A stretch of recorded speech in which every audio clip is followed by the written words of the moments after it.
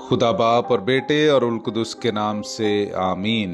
अजीज़ो, आइए हम खुदावंद अपने खुदा का शुक्र करें जिसने आज का ये खूबसूरत दिन हमारी ज़िंदगी में बढ़ा दिया। तो आइए अजीज़ो, हम इस दिन का आगाज़ बाइबल मुक़द्दस की तलावतों से करें। आज की पहली तलावत हिजकिय्याल नबी का सहीफ़ा, उसका 24वां बाब 15वीं आयत से लेकर 24वीं आयत तक। और मैंने खुदावंद का कलमा पाया, उसने कहा कि ए इब्ने बशर, देख मैं तेरी आंखों की पुतली एक ही ज़रब में तुझसे जुदा कर दूंगा, पर तू ना मातम करना, ना रोना और ना अश्क बहाना। चुपके से आहें मार और मुर्दे पर नौहा ना कर, बल्कि दस्तार बांध और पांव में जूती पहन। अपने होंठों को ना ढांप और नौहा गरों की रोटी ना खा और लोगों से बात कर। बस शाम के वक्त मेरी बीवी मर गई। फिर मैंने सुबह को वही किया जिसका मुझे हुक्म मिला था। तब लोगों ने मुझसे कहा कि क्या तू हमें ना बताएगा कि जो तू करता है उसे हमसे क्या निस्बत है? और मैंने उनसे कहा कि मैंने खुदावंद का कलमा पाया।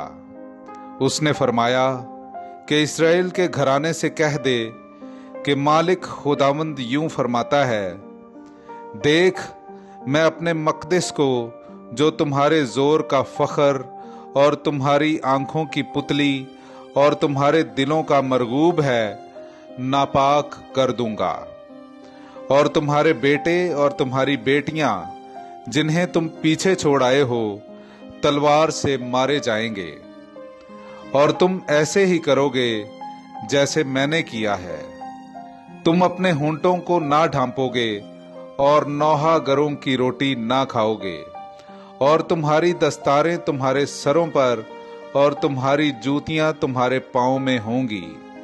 और तुम नौहा या जारी ना करोगे, बल्कि अपनी बदी के बाइस बेताब होगे और एक दूसरे की तरफ देखकर आहें भरोगे। बस हिजकिय्याल तुम्हारे लिए निशान है। जब ये वकूअ में आएगा तो तुम भी सब कुछ ऐसे ही करोगे जैसे उसने किया है, और तुम जानोगे कि मैं ही खुदावंद हूं। पाकलाम का पढ़ा और सुना जाना हम सब के लिए बाइस बरकत हो। खुदा का शुक्र हो। मेरे अजीज़ों, आइए हम खुदावंद अपने खुदा की हमद व तारीफ में सुनेंगे तस्निया शरा की किताब, उसका 32वां बाब 18वीं आयत से लेकर 21वीं आयत तक। उस चट्टान से जिसने तुझे पैदा किया तू गाफिल हुआ, और अपने खालिक खुदा को तू भूल गया। और खुदा ने देखा और मुतनफ़िर हुआ और अपने बेटों और बेटियों से गुस्सा हुआ और कहा कि मैं उनसे अपना मुंह छुपा लूंगा, ताकि देखूं कि उनका अंजाम कैसा होगा। वो तो एक नस्ल कज रफ्तार हैं, ऐसे फर्जंद जिनमें वफा नहीं। उन्होंने गैर माबूद से मुझे गैरत दिलाई, अपने बातिल बुतों के बाइस मुझे गुस्सा चढ़ाया। लिहाजा मैं भी गैर कौम से उन्हें गैरत दिलाऊंगा और नादान कौम के बाइस उन्हें गुस्सा चढ़ाऊंगा। पाकलाम का पढ़ा और सुना जाना हम सब के लिए बाइस बरकत हो। खुदा का शुक्र हो। मेरे अजीजों, आइए हम आज का अंजीली इक्तबास सुनते हैं।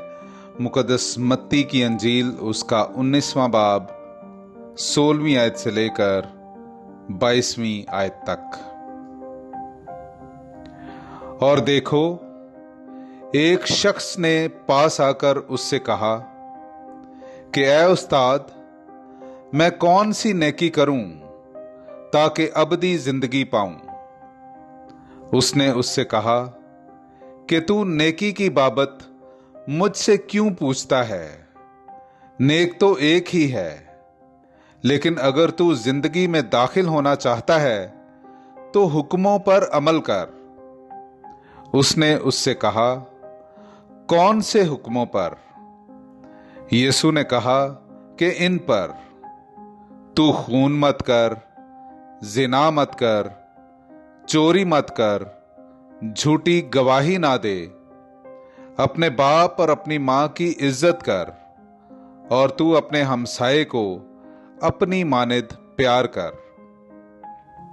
उस नौजवान ने उससे कहा, इन सब पर मैं अमल करता आया हूं, अब मुझ में क्या कमी है?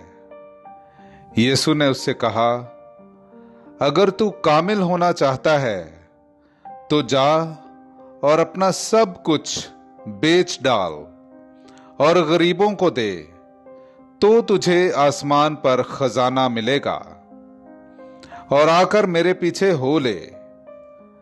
मगर वो नौजवान ये बात सुनकर गमगीन हुआ और चला गया, क्योंकि उसकी बहुत दौलत थी।